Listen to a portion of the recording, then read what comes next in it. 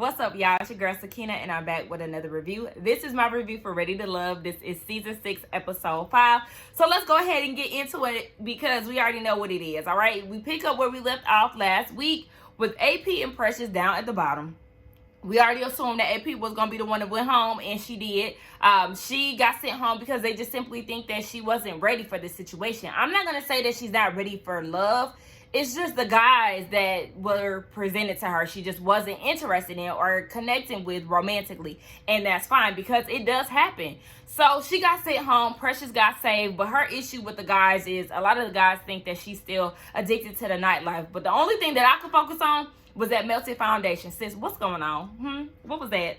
I said, no, ma'am. It wasn't giving any type of depth. It was just foundation on her face. She didn't try to contour. She didn't try to conceal, give a little something. It was just literally flat. It was too hot. The makeup wear did not stand the test of time, sis. It's time for you to wipe that off and let it go. Anyway, it's time for everybody to unwind. And Eric had done cooked everybody a good old pasta meal. He said it was good to do it for his acquaintances and his future wife. He ain't said no names, but we already know who he's talking about, Miss Dakia, okay? Dakia said that meal was prepared for her because she told him that she loves shrimp pasta. I said, okay, I'm liking them too, okay? But what happened? Laverne, he wanted to play a game of truth or dare. Oh, before I mention that, now Carmen, she did get her plate made by Clifton. And I was actually taken aback by that. And I liked it. Because, usually it's the woman that got to fix the man a plate and all that. I don't like that. I love the fact that Clifton took the initiative to fix her plate. I thought, I know that's right. Come on, fix my plate too. Shit. That's right. Because I ain't really into fixing a man plate like that. Like, y'all already know how I feel about fixing a man plate. Baby, you can fix your own plate. I mean, I will. But, you can as well. Anyway. Laverne wants to play truth or dare, and they get into the game. So he tells Christina to go and rub her hands on the chest of the man that she has the strongest connection with. And she go right over there to Cat Daddy Paul. I said, look at Paul. He done really got him a young girl that's really into him. And speaking of her being young, Laverne brings up the age difference. And Paul was like, yeah, Wiley could understand that. He know all about that. And for some reason, Wiley got in his feelings. And I'm like, boy, cut it out. Paul was not trying to be shady. He was not trying to come at you any type of way like, oh, my age it has nothing to do with it. I'm very mature for my age. Boy, he was not trying to attack you. Relax. So, Joy is asked to go and kiss the man that she has the strongest connection with. And we know she ran right over to Clifton with no hesitation. Now, for some reason, Carmen got in her feelings about this. And I'm like, sis, why are you feeling some type of way? Everybody knows that their connection is hella strong. And it was heavy out the gate. But, she did kind of get there late. So, maybe she didn't understand, the depth of their relationship. But I feel like it would kind of be hard not to understand it because they're very obvious with it. But, okay, girl. So, the kid then asked Carmen, so, are you really interested in somebody here? Or are you just going with the flow because these are the options? I think it was a really good question. But I said, the kid, you ain't slick. You just trying to see if she really here for Eric. That's all that is. But Carmen was like, yes, I'm really interested in a few people, okay? Sis got options. So speaking of Eric asked Sabrina to go and nibble on the ear of the guy she's most interested in. Now, Joy goes and says, go ahead, Tori. Go ahead and run over there. I said, child, why she say that? Because that is not who Sabrina went over to, baby. She went over there to Demetrius and nibble on his ear. We know it's because he decided to make his presence known earlier within the day. But I think had Demetrius not did that, she wouldn't have nibbled on Demetrius' ear. She would have went over to Tori. But that's what she wanted anyway. Even when they went on that DC tour ride, she wanted Demetrius' attention. But Tori was giving it to her at the time. So I think that's the reason why she really went over to Tori initially, or not saying over it during the game, but just saying she gravitated towards him in this experience more because he was actually making his presence known compared to Demetrius. But yeah, Ace then goes and tells Demetrius to go and kiss his strongest connection. You already know he went over to Sabrina and planted one on her lips. And at this point, Tori is like, oh, hell nah, bruh, Now I'm blindsided. I didn't know about none of this. I'm ready to pack my bags and I'm ready to go home. I said, oh, Tori, relax. Don't let him see you sweat, boo. It's okay. But he just feeling like, okay, I wasn't aware of this connection being this strong. I'm thinking that I'm on the chopping block to go home next. So then we see that a group date is happening between Joy Precious, Wiley, Clifton, and Demetrius. I said, what? This is random. And Precious was like, yeah, none of these men are my top. Girl, ain't no man your top for real. Because it really ain't nobody into you for real. But okay. Anyway, she said, but she's going to use this opportunity to get to know some of these men. Now, they're doing like this ninja course or something where they are like really at the top of the ceiling and they harnessed and they gotta, leap and do all of this other stuff, child. And here come Precious. This is what love looks like. This is what love look like.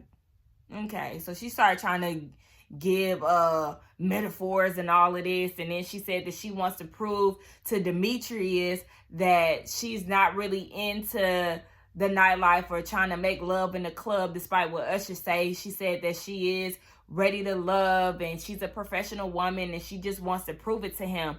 And he was like, well, you ain't got to prove it to me. But she said she feels that she does. No, you don't. Actually, you don't, Precious. And this is really starting to bug me because it really upset me that you was doing this last week. And here you are again with Demetrius trying to prove yourself to him. Now, he feels like they had a breakthrough last week. But I'm like, did y'all really? Because I'm still confused as to why she had to explain herself to you. Like, what did she say to offend you or to rub you the wrong way to where she felt like she had to explain herself? I don't know. There is something about the interaction between the two of them that makes me not like Demetrius, because the fact that he's making it a big deal that she wants to be social or, having a social life is important to her. If it's not for you, Demetrius, then it's not for you. But I feel like everybody in a relationship needs to maintain some type of social life. Because if you don't, then you start to lose yourself within the relationship. You need to make sure that you carve out time for your boys and she can carve out time for her girls. And y'all can either come together and have social events and go out on the town and stuff like that. Like the fact that he was trying to make it seem like it was a problem when he was giving her feedback when she was on the chopping block. And then now it's just like, what's wrong with going out? There's nothing wrong with going out and being in a relationship. There's nothing wrong with that. Y'all need to be going out and being social. But if you're a homebody, if you gravitate more to being in the house, that's fine. But Precious is simply not the woman for you. That's all that is. And Precious, you need to stop trying to explain yourself to him. Ooh, that just be getting on my nerves. So, yeah, he doesn't know if she's doing this and laying it on thick because it's damage control and she's doing that because she was on the bottom last week or what. Child, I'm sick of the two of them interacting. Precious, don't talk to him no more.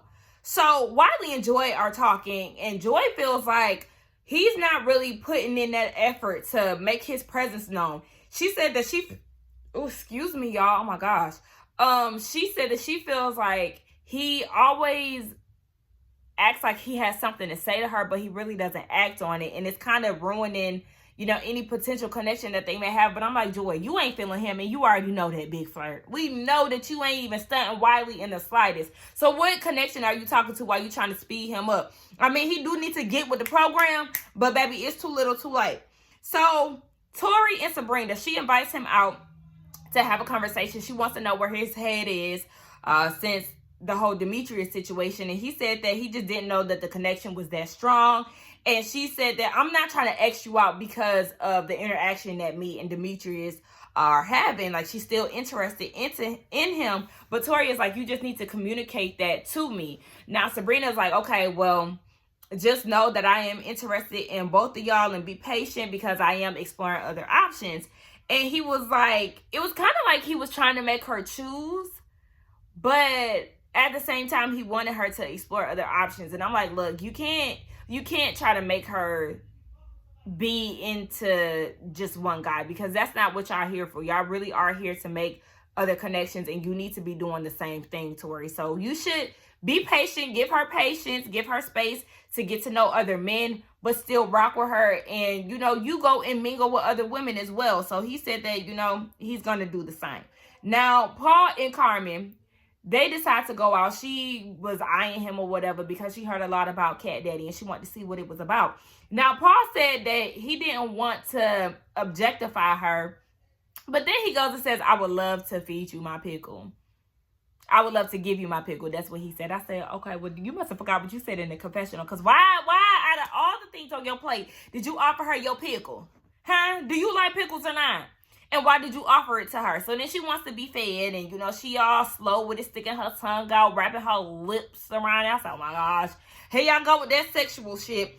So then they get into the actual conversation, and he wants to know what romance looks like to her. And she said, a man that knows exactly what she wants. He can plan a perfect day, and he really knows what it takes to make her feel special. I like men like that too. I was right there with you, Carmen. Like, you supposed to know. I like a man who know how to plan a date, who know how to do it, okay? It shouldn't be like, what do you like? Where you want to go? Like, I can't stand a confused ass man. Like, plan the date, okay? And let's go from there. So we was seeing each other with that.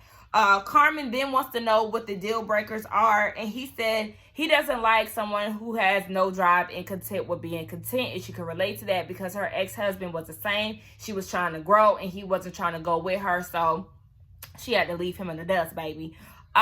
He wanted to know why she had been single for 4 years, and she said because a lot of people just assume that she's already in a relationship. So then he asked, okay, are you approachable? And she said, well, do I seem approachable? He said, baby, it don't matter to me, because if I want to talk to you, I'm going to talk. I said, I know that's right, Paul. Look at Paul. He wasn't getting on my nerves this episode. Let me find out Paul growing on me a little bit. Look, I think somebody in the comments, I forgot who that was. Somebody said that Paul looked like R. Kelly, and he really do. He really do look like R. Kelly. But you know, Paul, the more I look at him, he is a handsome man. I never thought that he was unattractive, but he's a nice looking older man in his 60s. Anyway, what happened? Oh yeah, he did say something about she gives a stare that make you want to give her the deed to your house and all this. I was like, okay, Paul. So we see that Tina and Donovan, the two new singles, decide to go out together, and they bond over children. I said, Tina gives me that type of person who always want to talk about her kids. That's not a bad thing, but it could be annoying. Like, all right, we ain't here to talk about your kid. Like, shout out to her. Yeah, she know how to walk at 6 months. That's what's up. Like, okay, let's go ahead and get more into you, okay? But anyway, yeah, they talk about that. And then she asked him, what does his next relationship look like? And he said somebody attractive, they build together, grow together, their goals align. He's very heavy into manifestation. And she said she wants somebody who is silly, she can have a good time with, kind, and has integrity. So that was pretty much the gist of their conversation. I mean, I didn't really see I don't be seeing a lot of strong connections with none of these people, for real.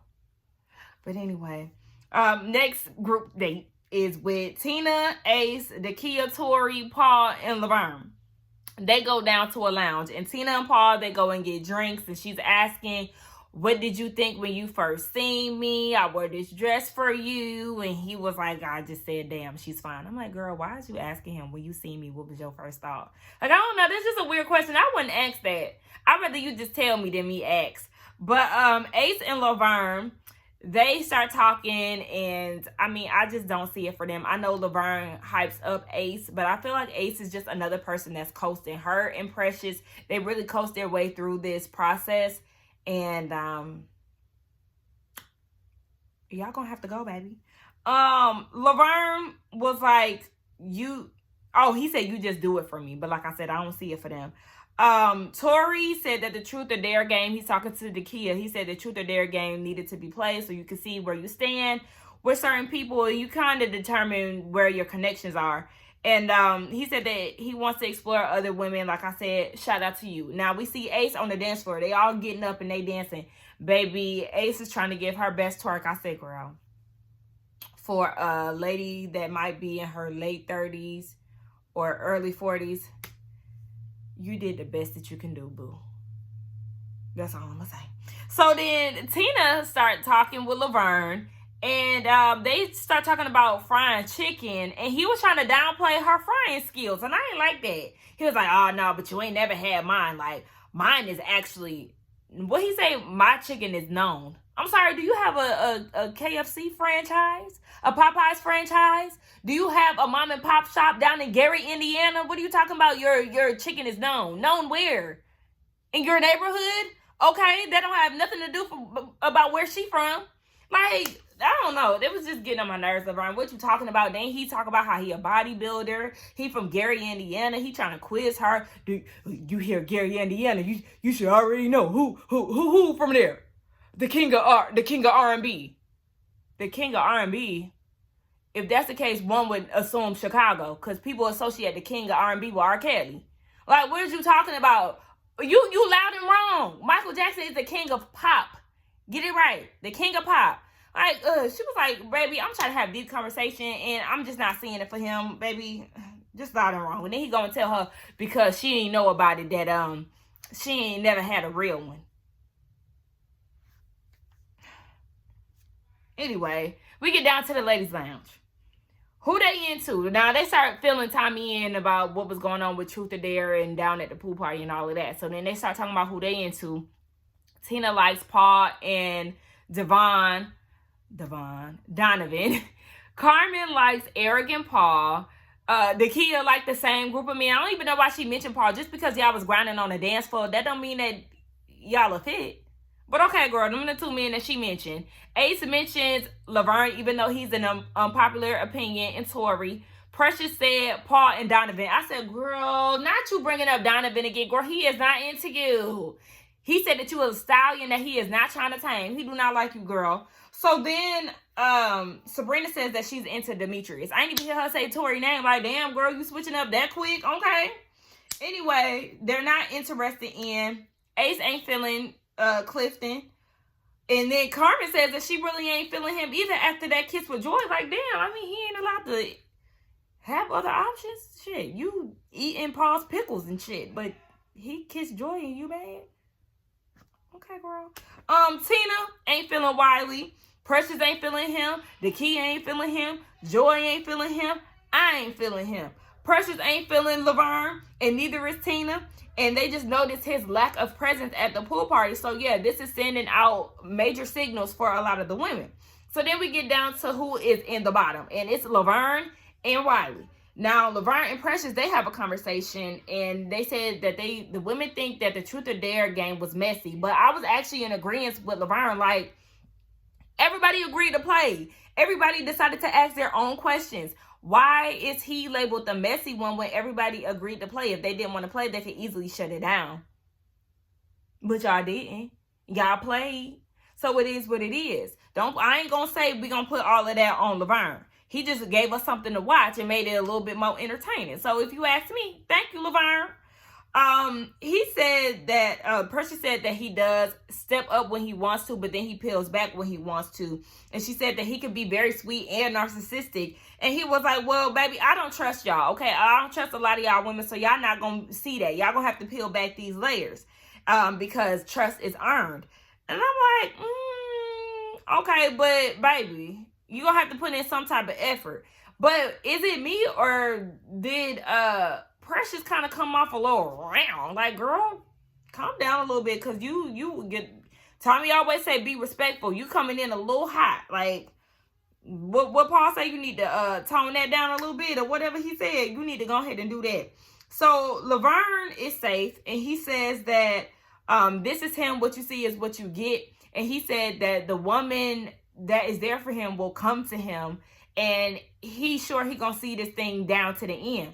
But my thing is, that's your problem. You really ain't ready to love Laverne, because that statement took me back to you being planted in that chair on the first mixer and the women coming to you. Like, you really do think that the women are supposed to chase you, and that's not the case. If you're trying to pursue somebody, then you need to do that. At first, I was like, I don't know if Laverne is just going through something, because he definitely was way more reserved at the pool party, to where Demetrius even pointed it out along with the ladies. And it was like, yeah, he kind of seemed like he was out of it mentally. Maybe he was going through something personal, or maybe, yeah, he just felt like the women need to come to him. Like, I don't know what that's about, but like, this attitude that he's carrying is very off-putting. And I'm kind of looking at him like, you ain't nobody to be trying to kiss their damn feet. I'm gonna need you to go ahead and play the role, okay? Play the field, talk to the women. The only woman that he really is seemingly giving some type of energy to these days,